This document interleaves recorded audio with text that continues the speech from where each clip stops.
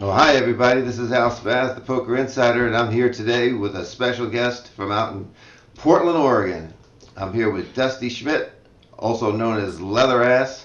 And Dusty, are you with us today?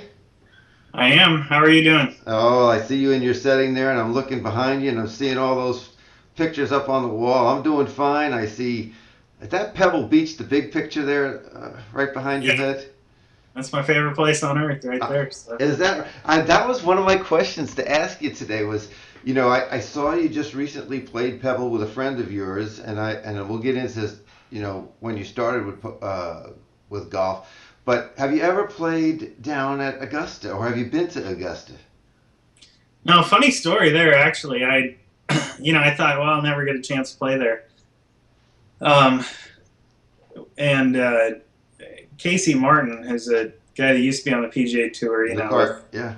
Yeah, exactly. He's a buddy of mine, my old roommate, and he knows the coach at Mercer College, and so there's a big Augusta guy that is a donor for the program, and every year he donates one round of golf with a foursome, and usually they get 40,000 to 50,000 for this round of golf at their Sure. golf's auction. Well, they didn't sell it at the auction that year, and nobody bought it. And so the coach was freaking out. He's just like, "This is our main donation. What are we gonna do?" Casey's like, "Well, I know somebody who might throw up the money." And this is back, in 2008 when I'm making 20, 30 grand a week pretty much. And so he calls up and he's like, "Hey, do you want to buy the round?" And I was like, "Yeah, let me see if I can find two other degenerates that will put in the money, and we'll all put in 13,000 and change, and we'll come up with this 40 grand for you." So I put my money. We all put our money in. We sent in the check, and we're all set to talk to the Augusta guy about setting up the tee time. Hmm. And he said, "Oh, can you come on this one date?" And I was like, "Well, none of us can make that date. We'd like to go with this date," or we gave him like 10 different options. He didn't care about any of the options. He said, the purpose of this donation is not, this isn't a pay to play round of golf at Augusta. This is you donate to the college, and if I want to take you out, I will. And I was like, okay, well, with all due respect, go to your school. I don't have any tie to your school. I gave the 40 grand because basically because, yeah, I just wanted to play Augusta. I mean, I Sure. don't have any connection to you guys. So, to say that is a little tough for us. I mean, we'd like to play, and I was really respectful, polite about it. I'm saying it a little more candidly now, but I'm just kind of, that was the point of the conversation. I put it as delicately as I could because I know how these Augusta numbers can be. Uh-huh. And the guy just kind of snapped, and he was like, "Look, this isn't a place where you play to pay Augusta, or pay to play Augusta, and I no longer want you to play. I don't want to play with you. Tell them to give you your money back if it's that important to you." And I was like, "Okay." So we called up Mercer College, and I was like, all I did was try and suggest this other date, and told him we literally couldn't make the one and only date he suggested, Uh-huh. and he flipped out. And so anyway, we got our money back, and that was it. I almost played Augusta. That's my favorite. I mean, I love to see Pebble and everything, but I can't wait for the Masters to come on and to see the azaleas and I can't wait for Saturday and Sunday that holes a 13 15. I just those are my favorite too, and then of course I only like 16 on 17. Is it 17? Wait, 16 on Sunday when they have to drop it from the top. When Tiger made the one from the sand trap going north and it came back south, I really love that hole there on the pin placement on the bottom.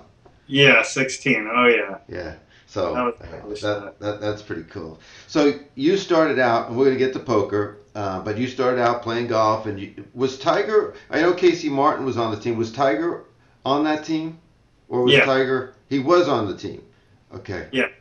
And Uh, didn't you break some of his records when you went to when you were from Whittier? Did you break some of his state championship records? well, I mean, how marketing guys are. Yeah, I broke a couple of Tiger Woods records, but it's not like. it was his Masters record. You know what I mean? No. It was just, the two I broke was, it was a little bit dubious in the sense that I played 33 tournaments in a year, and I never finished outside of the top 5. And so I had 33 top 5 finishes in a summer. Right. And that's where they always give the trophies. So they say you got 33 trophies in the summer, and top 5 is always a trophy. So Tiger, his best year, he won 32 trophies. Never mind that he only played 32, and never mind they were all victories. But I still beat his most trophies in a summer, as a result. And so, I did break the record, but, I think what he did was more impressive. And then the other one was his low round at Junior World, which is a little more of a bigger record. So I set the all-time low score at the Junior World, and he had the previous holder. So that was a pretty good record, at least in junior circles. But yeah. Was it a 4-round record, or was it an individual? One? Just the one low score of the low 18-hole score. Okay. So when we were 11, I shot, his low score was 4 under par, and I shot 5 under par.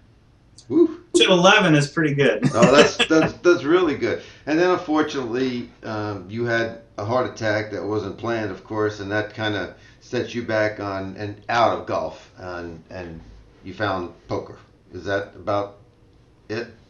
Yeah, pretty much. I was playing golf. I was going along pretty well. I was leading the money list on the Golden State Golf Tour, which is a big one that a lot of tour guys have come through. And then I had a heart attack mid-season, and then it just kind of, took a while to feel good enough to play again. But then before I got back to playing again is when I started playing poker. And so then originally the model was just like, hey, I can make a ton of money really quick. Let's go out and make $500,000 or $1 million and get the hell out of this thing and go back to playing golf. Or really, I was just hoping to make a couple $100,000 so I could have it in there to go play golf. But then when I started making, at that time, it was such easy money, and I'm making $100,000 at least every month, I just couldn't stop. You know what I mean? It was just such a significant amount of money. I was just like, well, I guess put golf off a little bit longer.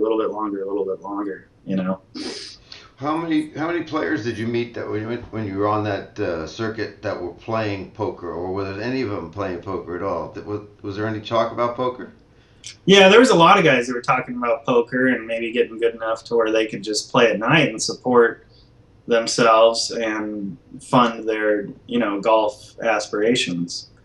And that was a little bit of the plan for me, and then it just turned into this much bigger thing, basically. So you came on the scene, you started making the money, and I think it was 2010, if I'm not mistaken, that you were the leading online money winner? It was 2007 and 8. 7 and 8. Okay. 9 and 10, I was probably up there pretty good, but yeah, 7 and 8. And that's 10, 20 and below. And then who convinced you to write a book? The first book. What's that? Yeah. What convinced me to write a book? Yeah, who influenced you to write the book? Did you come up with that idea, or did somebody say, you should write a book? Well, yeah, in the forums, at the stockspoker.com, which I was a big part of there for a little while. Yeah, everybody was like, oh, if you wrote a book, I'd buy one, and I started realizing, I was like, well, you can get a lot of money for poker books at that time. I could have charged $100 for the book, and it wouldn't have been a problem. But I wound up charging $40. And I was just thinking, man, what if I got 10,000 people? That'd be like $400,000. I could probably write a book in a month. That'd be a pretty good deal. And that's exactly what happened. We did about 450,000, I think, in the first 8 or 9 months. Just sold about 10 or 11,000 of those things, and they were just the PDFs or the books we printed out. So I just kind of had this little model in my head. I was like, man, there's a lot of money. And also, I just thought that would do a couple of things. One, I think I thought I had material that people would like, and it was unique. So I thought, that could kind of, I could be that treat your poker like a business guy, thought of that way in the community. So that was part of it. And then the other part of it was just, I'm sitting there producing cash online, but I haven't created anything. I haven't really done anything other than just take people's money. And so, like, I thought that this would be a good thing for, what if I wanted to get a job someday and, I'm an author now, as opposed to just like, yeah, I sat in my boxers for the last 10 years. It's like, well, I wrote some books and, it's, I don't know, for those who don't understand how much work poker is, they might, view that they might have some respect for that they wouldn't otherwise if I hadn't written the book. So that was 2009 that book came out. Is that correct? Yeah. And that book really dealt with, treating poker like a business. You talked about, I'm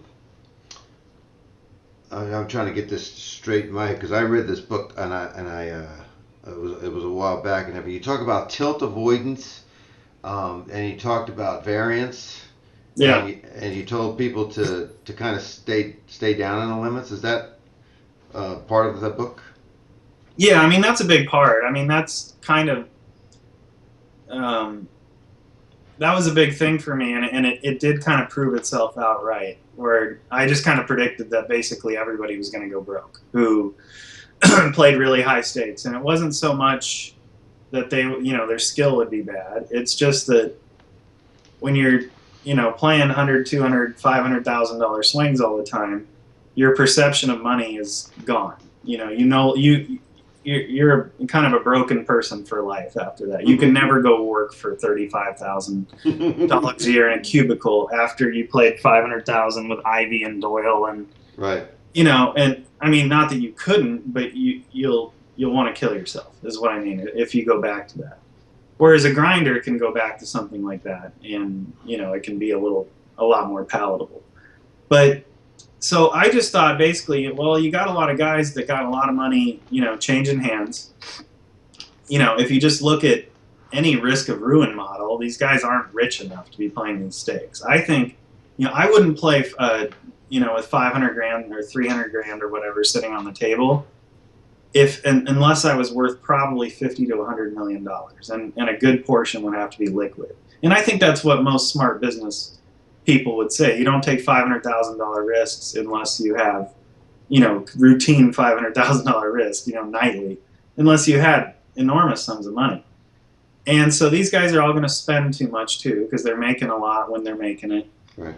And between the swings and then spending a lot, nobody's going to walk out of this thing with money, is the way I was looking at it. Maybe a few guys, and that's about it.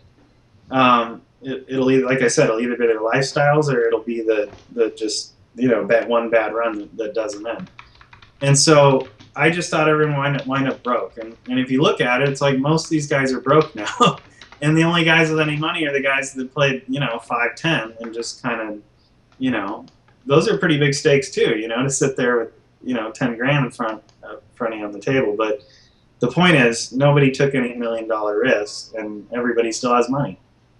That's pretty cool. Also, you talked about bankroll management in that book. And most of the people that I work with don't seem to come in with a concept of how much money they need, how to protect their money, how to grow their bankroll, how to drop down in stakes. And you even make a good point in the book that you dropped down many times to reload and maybe even refresh yourself and get that confidence back up to go back up. Because if you stay up there and you really get rid of that bankroll, you put yourself in total jeopardy of everything.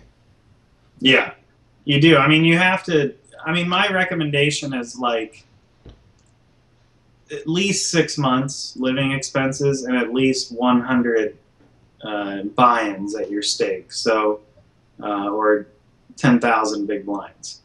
So if you're playing 1-2, you should have $20,000 earmarked for poker. It doesn't necessarily need to be in your poker account, but it's your poker money.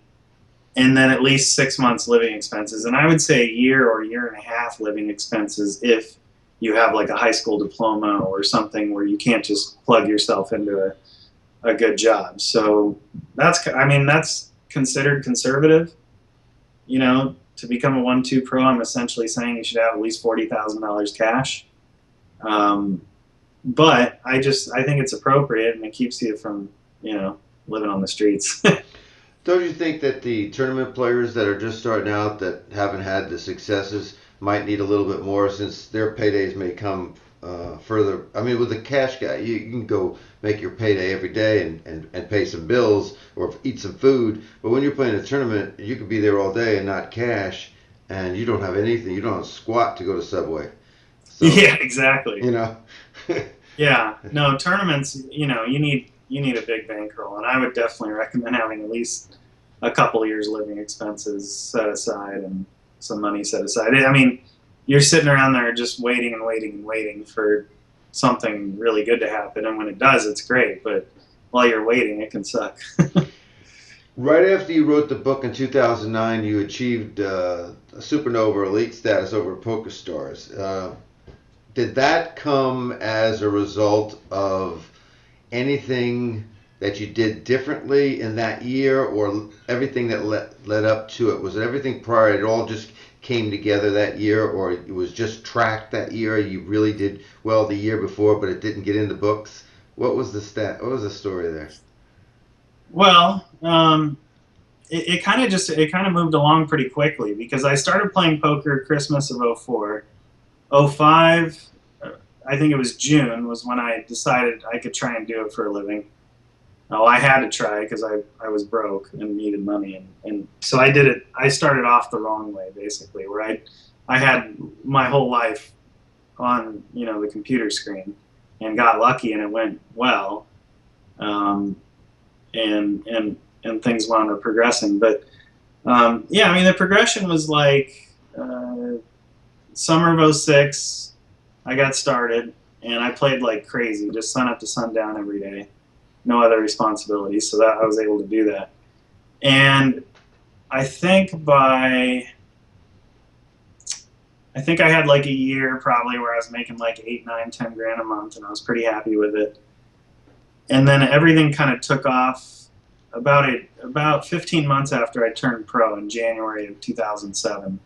That's when I moved up in stakes, and then moved up again in April, and then moved up again in May, and never looked back. So I went from playing 1-2 no limit in January to 2-4 like in February to like 3-6 and 5-10 in April, and then 10-20 and 25-50 by May. Wow. Now the 25-50, I was sharing the action with 2 other people, so it was kind of only amounting to like less than a 10-20 gain for me. Mm-hmm. But then by the end of that year, I was completely on my own for all the action and stuff. Because just in the beginning, I decided, well, 25-50, I didn't quite have the bankroll for it. But there were such good games, and so my coach was like, "This is ridiculous. I can't see all these great 25-50 games, and I've got he had mountains of cash." And he's like, and you're not playing them. He's like, just get in there. Whatever you got to do, just tell me what you're comfortable playing for. I'll take the rest of the action. I was like, I take 1/3, you take 2/3? And he's like, sure, great. So I teared up those games pretty good and made him a ton of money. And then I told him, well, I got, a 7-figure bank balance now. I can handle these 25-50s. So he let me kind of just go on my own there. Who was Matt Amon? Matt Amon, he's a friend of mine. Been a friend since we were little kids, and he's a poker professional also. And he loves to make prop bets. That's his main thing. So he's had a lot of really good prop bets with a lot of different people. Is he one of your closest friends? Yeah, he's been one of my good friends for a lot of years, and I mean he's done some crazy things. Like he bet one guy, he put up $10,000 to this other guy's $1,000 that he couldn't spend an entire it was an entire week in a bathroom with nothing but the sink and the toilet. He couldn't bring in a book, no food. So the guy's like college kid. He's like, I'll do it. And he's like, I got $1,000. I'll put it up. I can do this, no problem. So anyway, he's like, now I can do anything to you while you're in there. I can yell at you, whatever. And he's like, whatever you got to do. So about the first 3 days, I think Matt was like out of town or wasn't there, and he just had somebody watching the door that was one of his roommates, and the guy could never come out. They like blocked, barricaded, and everything. The guy was never going to get out of there, and so after a while, they started buying like stacks of pizza, putting it by the door, and then blowing a fan on the smell. They were putting it on loop, like rap songs on loop, just songs he hated on loop. And everything to get this guy to break, and he wouldn't break. Finally, after 6 days, Matt, he knew that the guy was never coming out. Matt said, "How about if I give you 9,500 right now? I'll buy out, and you can walk out of here after 6 days." The guy's like, "All right, that's fine. I'll take it." He lost 14 pounds. They went straight to Red Robin, and I guess he had 3 entrees there. And and there's 100 more like that with this guy. Wow. Well, after you wrote the book, Treat Poker Like a Business, you wrote Don't Listen to Phil Hellmuth. Right. Did you co-author that, or was that entirely you? I mean, it was my book and co-authored with Paul Hoppy. With Paul Hoppy. Okay, yeah, I remembered that, but I couldn't remember the name. Was it the first book or the second book that you advocated that tight is right, and that you need it's sexy being loose and aggressive and stuff like that, but tight is right. If you're gonna play online, not in the casino, online, tight is always right. I think tight is relative. At that time, tight was to play 19-20% of your hands, raising 16 to 18% of them pre-flop. So now I would recommend a little looser, but it's because everybody else has played a little looser. So I would still say a little bit tighter than normal. But some of it, though, too, you got to be a little careful with my advice, because like in the old books.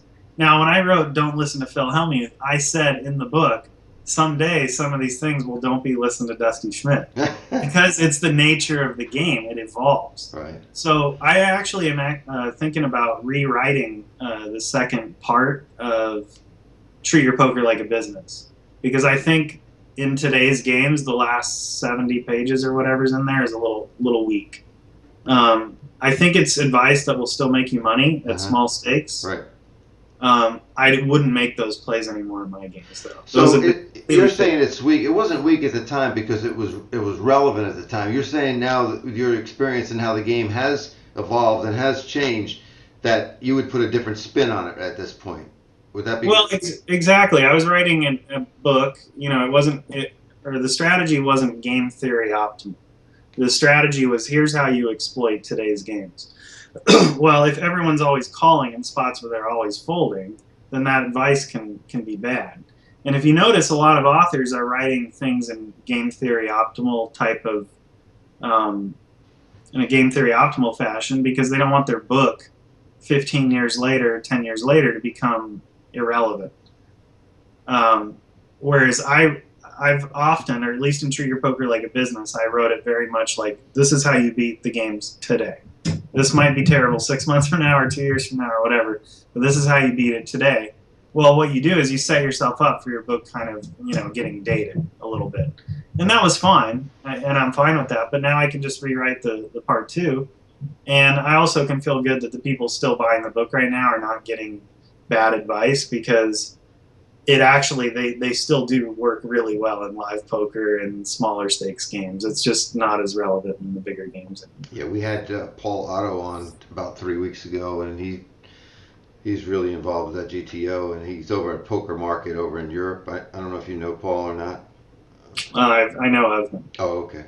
And I understand we're going to get to talk to a couple special guests here pretty soon. I don't know if they're around, but I know that you had a couple of special guests, and I'd sure like to see if they're ready for prime time here today. And so if I'm sure they will be. We can gather them up. And in the meantime, when you're doing that, I'm going to go back to golf and tell you a story about Pebble Beach. There was a foursome that played on Pebble Beach a few years back, and when they finished, they went to the 19th hole, and they started drinking pretty good. They were there till about 11 o'clock at night, and then they decided they were going to get some buckets of balls and go out to the hole, the infamous hole. Was it the 11th there that Tom Watson chipped out of? 17. 17. Sorry, 17. And so they went out there and they were all pros. They all went out there and they took 2 buckets each. And they all went, and not one of them could put it in the hole. They all said it was easy, and not one of them could put it in the hole from the same spot. The 4 pros included Tom Watson that night. Really? Really. Wow. So he went out there with, I don't know who the other 3 guys are, all pros, and he couldn't duplicate it. They couldn't duplicate it. Bucket after bucket after bucket. It's incredible. That was one of the best shots. They have a little plaque there now. Really?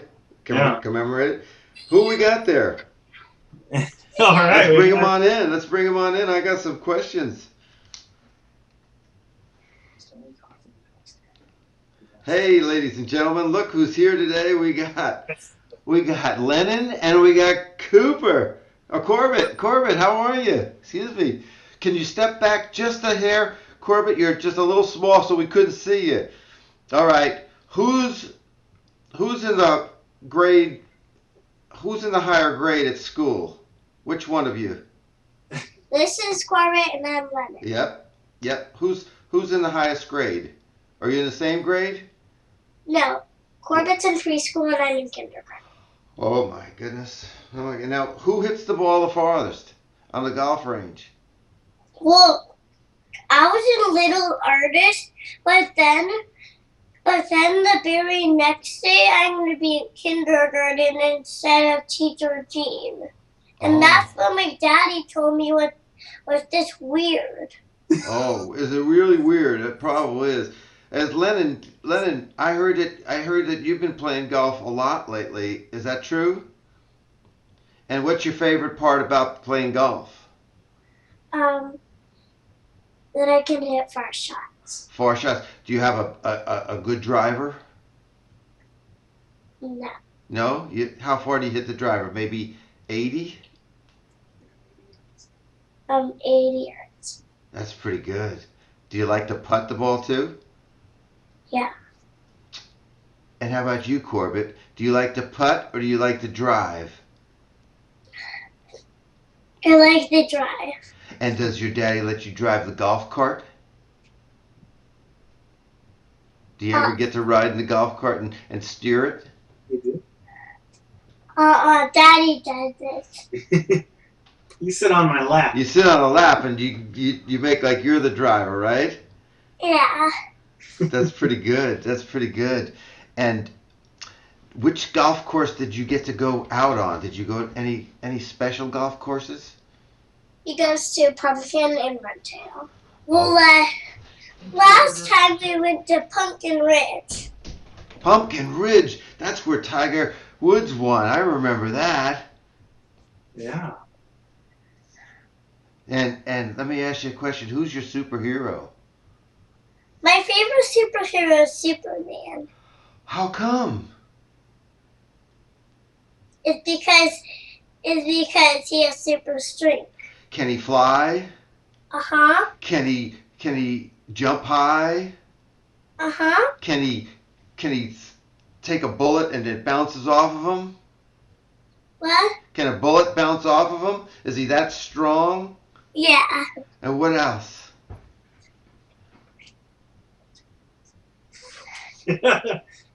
Hey, You guys got to answer the question. he's just tough, right? You disappeared, Corbett. Corbett, stand back here, buddy. Corbett, you're so tight. You want to skip? Hey, Lennon, do you have a favorite music? Do you listen to music on the radio? Do you have songs that you like? I like Batman. Your superhero, you like Batman? No, the song you like, "Bad Blood" by Britney. Bad Blood by Taylor Swift. That's on her 1989 album, isn't it? Do you like the one that... Baby, now we got bad blood. I just, you know, the song, it's just killing me. Just killing?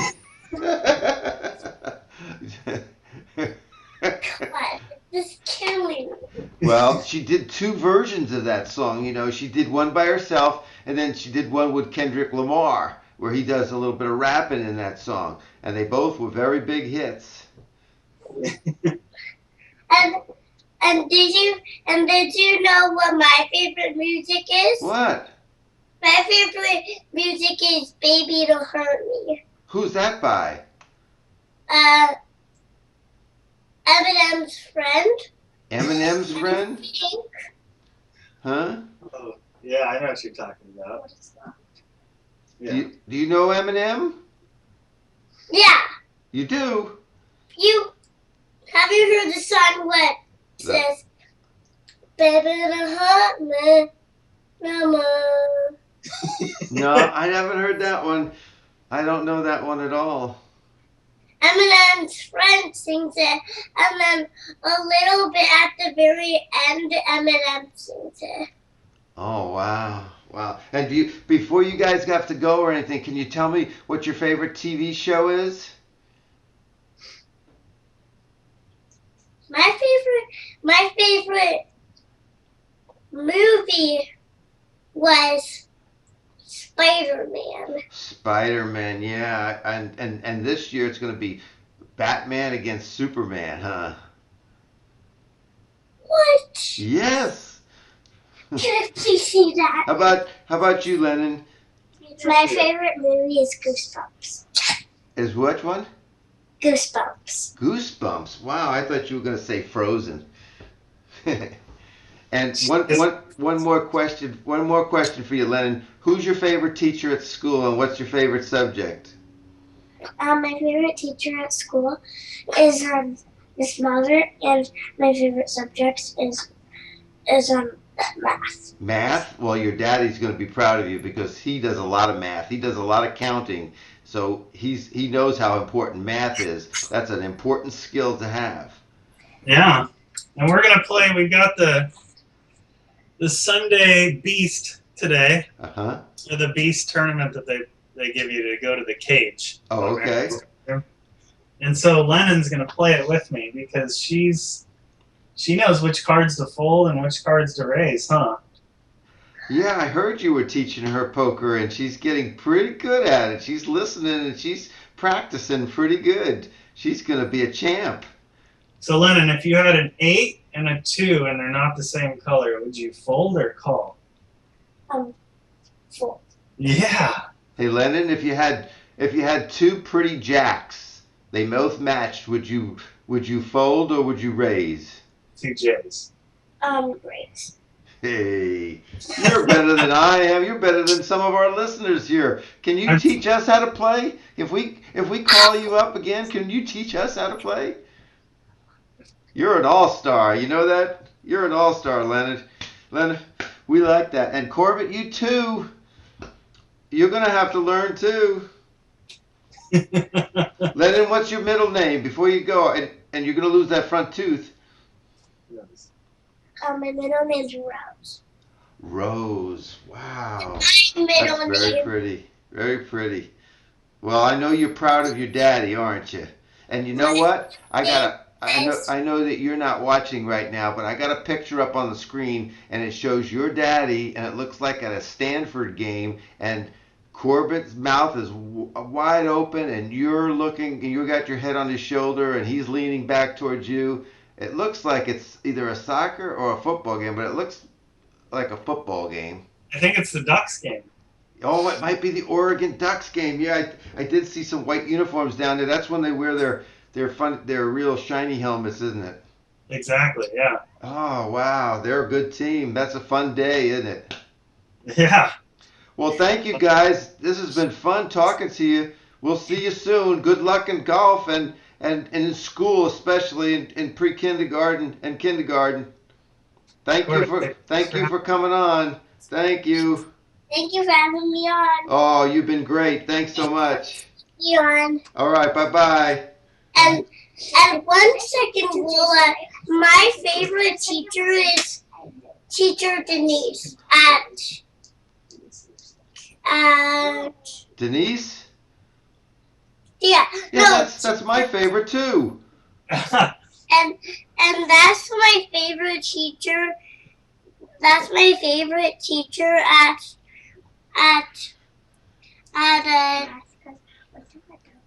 at Little Ernest. Okay. It's my Well, favorite you do teacher. good at school now. You study hard, okay? Bye-bye. Thanks for having me on. Oh, you're welcome. Bye-bye. Have fun. Bye-bye. All right. And now, ladies and gentlemen, two of Dusty's outstanding kids that are going to be as good as him someday. I can just tell he's going to put that work ethic right into it and everything. Thank you, Dusty, for bringing them on. Got a few more questions before we finish up if you got the time. Do you have the time? Just Bubba Watson. Bubba Watson. Tell me what comes to mind when I say Bubba Watson to you. Oh man, you know, he's just I've never known him well. I've just, you know, kind of loosely knew him because we played on the same national junior circuit together, and he would never do anything to where you were like, oh, what an awful human being, you know, like he never like stole from anybody or like, you know, didn't try and sleep with someone's girlfriend or, you know, anything like that. He's just a jerk, just on everything, you know. I mean, you try and talk to him in the fairway, and he just, if he doesn't feel like paying attention, he'll just ignore you and walk in the other direction. You know, and he just makes like these stupid comments like he did in Phoenix. Oh, I'm only here for my sponsor. Yeah, you posted that. You posted that the other day. Yeah. I mean, you know, he's kind of funny. He buys the General Lee, and then he just gets into controversy after controversy. You know, he just steps in it, and I guess he's good for the game, though, because they need characters. You know, when Tiger went down, and you've known Tiger, there has never been any talk that he was on any juice. A lot of people that break down in sports, Bonds, Teixeira, and football players that use things that play at such a high level, when they come off for whatever reason, they have so many different nagging injuries, and now he's gone through everything. Is there anything in your mind to make you think that at one time, other than he was, you know, he would pump it? I mean, he did everything. He was a total freak. There's nothing back there, is there, that would think that? Do you have any suspicion? I mean, if I were a betting man and I knew we could get the absolute truth, I would definitely bet that he's juiced.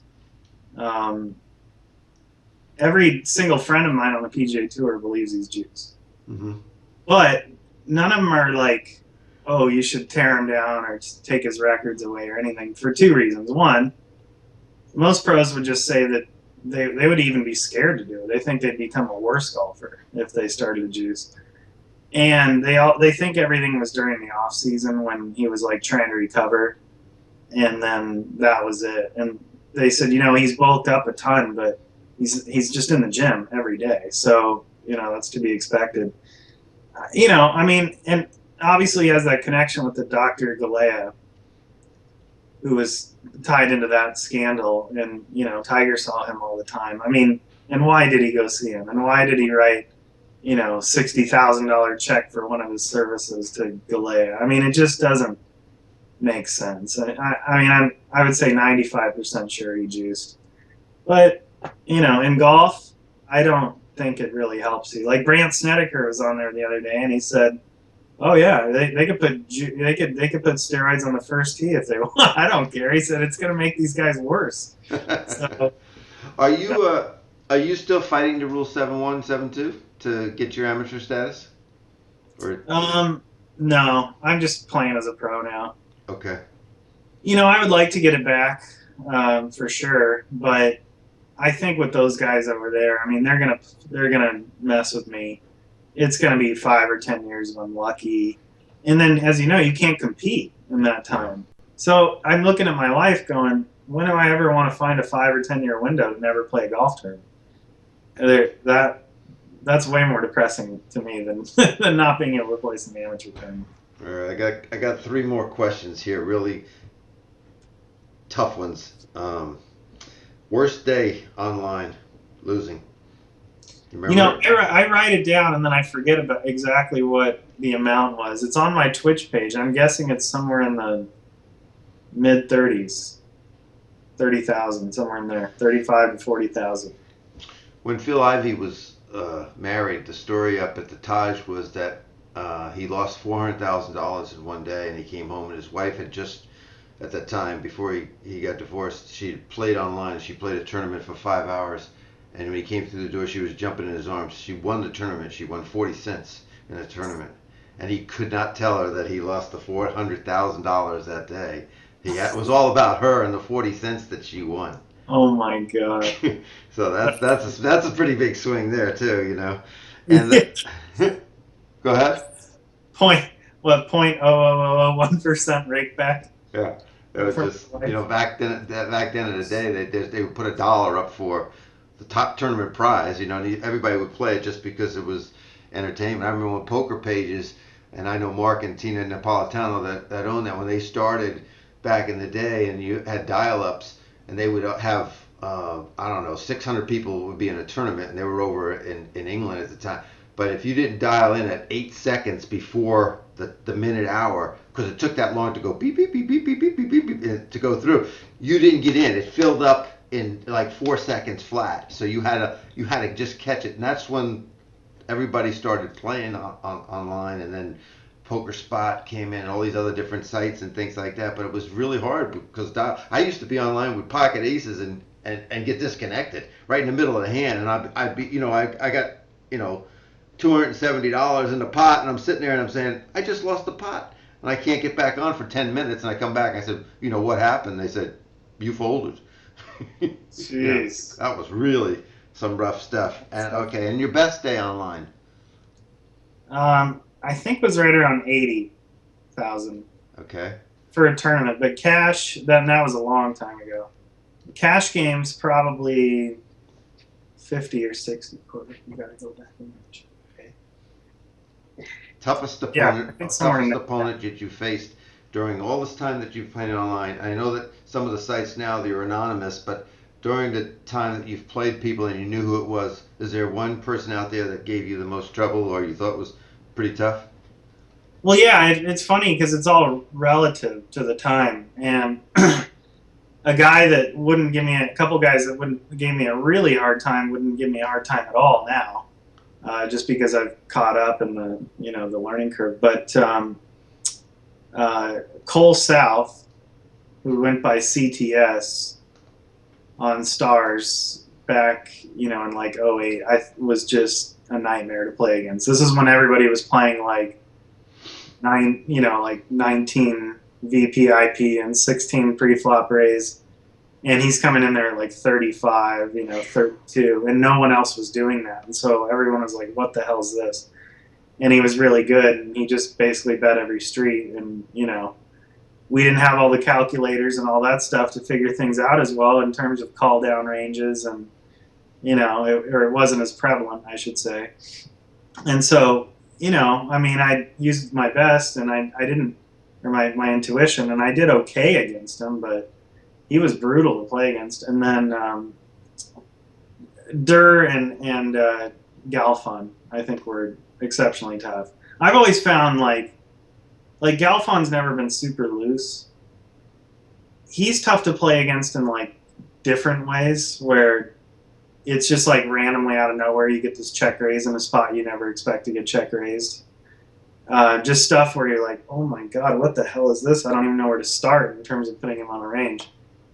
But Durr was more just like sheer aggression. So slam. He's slamming everything. Yeah. Yeah, and every street was played to the death. So those guys seem to be like more difficult to play against. But ultimately, I guess who should be more difficult to play against is whoever's taking your pocket the most, which might have been Galfa. Yeah. But Durr and CTS seemed like the hardest ones to play against because it was just every pot was to the death. And that strikes a little bit of fear in the sense of like, well, you just want to open, Jack 10 offsuit from the small blind to the big blind, no big deal. And then you start to realize, okay, well, this is Durr. I'm probably going to get 3-bet. Then he's for sure going to bet the flop if I check. He's probably going to stuff the river. And all of a sudden you start to look at, I want to just open raise the small blind to big blind as like I'm playing for stacks. Like that's the feeling he gave you, And so Galfon didn't give you that feeling, but he was just better in different ways. I think that Gus when Gus first started out and the way he played, live play, and we saw him on TV, and that's the impression you got there. You didn't want to be, you knew you were going to be playing for stacks with Gus because he was going to be a madman against you, and you couldn't play the way you wanted to play because he wouldn't let you. He just, he just controlled everything at that time. Whether you won or lost, he was going to control it. And in the beginning, he did a lot of winning doing that. Well, last question is from one of our guests, Man Up 1960. He says, how important is math? Where do you rate that as one of your poker skills? It's kind of like everything and nothing at the same time. It's become almost, well, what I mean by everything is that it's the basis of every decision to some degree. And a lot of it is like intuitive math, whereas like you don't know for sure what he's going to do, so you can't like solve for it, but you can guess a range of what he's going to do with, and then you can solve it with your range and come up with, that kind of equation. But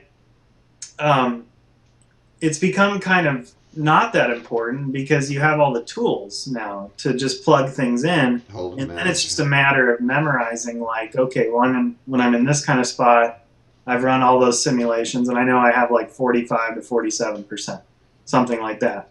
So now that it's kind of like spoon-fed, it's almost more like memorizing the math that when you figured stuff out versus like figuring out the math.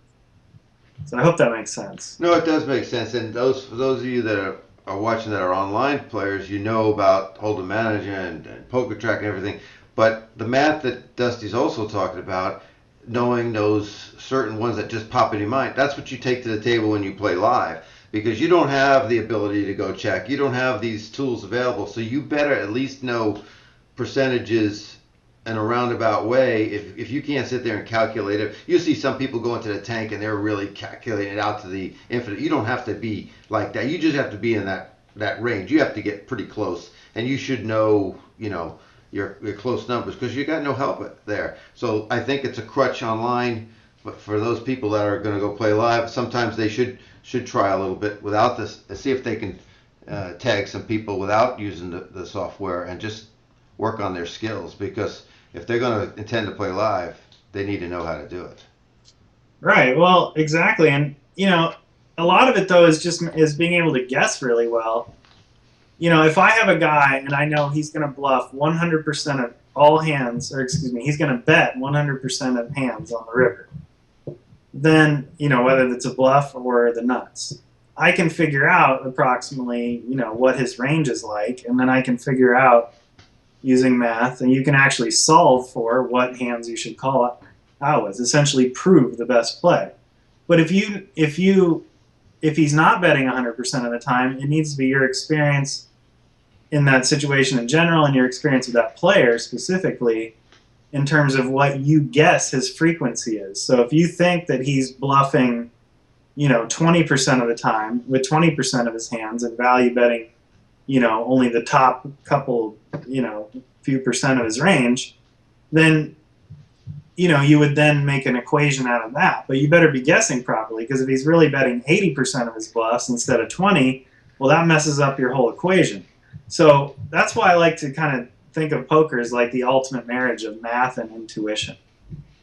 Yeah, they always said, even from when Mike Carroll wrote his first books and everything, trust your gut, trust your instincts. Your first impression is usually the right one. Don't talk yourself out of something. Don't talk yourself into something. You know what the right thing is to do. Listen to your gut. Listen to yourself, because you're normally the right. Don't listen to all those people up on the shoulder saying you should do this, you should do that. It's inside. By this time that you're playing, it should be instinctive. Yeah. For the most part, that's going to be right. I mean, the occasional times like where I can talk myself into a call and I don't want to trust my gut is like, let's say for example, a flush comes in on the river, and I've got a really good hand, but now I'm like, oh man, he could have the flush. Well, let's say it's a king high. There's no ace of hearts on there. It's just king high, heart, and three other hearts make it in on the river, or excuse me, two other. So there's a flush present on the river with 3 flush cards. Now, let's say I'm like, oh man, the flush came in. I'm going to check and I guess fold if he makes a really big bet because maybe he was drawing to the flush. And then I start to think about it, and my plan was to say fold, and then I think about it and I go, oh, that's right. This guy always 3-bets his ace X suited hands. And I'm like, well, shit. And there's a king and a queen on the board of hearts. So now we're only talking like, and he doesn't play like 8-4 of hearts. So now we're only talking like 9-8 of hearts and Jack 10 of hearts are the only flushes he can have. Because he would always 3-bet me those ace X of hearts. And now all of a sudden I'm like, oh man, I thought this was a fold, and this is actually an easy call. There's only 2 hands to beat me because he always 3-bets. You shrunk it down, didn't you? Yeah. So now if you can make a revelation like that where you realize like, oh, that's right, this particular guy loves to 3-bet his ace X suited, so he can't have that. Because that would change a lot, right? If he can have ace deuce, ace 3, ace 4, ace 5, etc. Sure. That's a lot of different combos of flushes. But then if you wipe out all his ace X and you're reduced to a few middling suited connectors, now you have to make that call with your top set or whatever. And so, yeah, there are times when you change your mind, but for the most part, I think your intuition, your gut is going to be the right play for sure. Yeah. Well, listen, we took a lot of your time on Super Bowl Sunday. I really do appreciate you coming. I appreciate you having Corbett and Lennon on as well, and I'll get you a copy of this video later today so that you can let them play and they can see themselves answering and what have you. Next week I'm going to have Brad Wilson from Enhance Your Edge on, followed by Tom McAvoy the following week, and then Chris Fox Wallace. And next month, everybody that's listening, Ed Miller, Vanessa Rousseau, Nancy Todd, and Scott Long from over in Ante Up Magazine will be on. So, Dusty, once again, thank you for taking the time today, sharing your thoughts with us. I enjoyed it. I could talk all day with a guy like you that likes to laugh, talks golf, talks poker. It's fantastic. That's great. Thank you very much. Well, if you ever invite me back, I'll say yes. So. All right. Thank you very much. Have a great day, everybody. That's the Sunday Conversation with Dusty Schmidt. Thank you very much, and we're out. Take care, guys.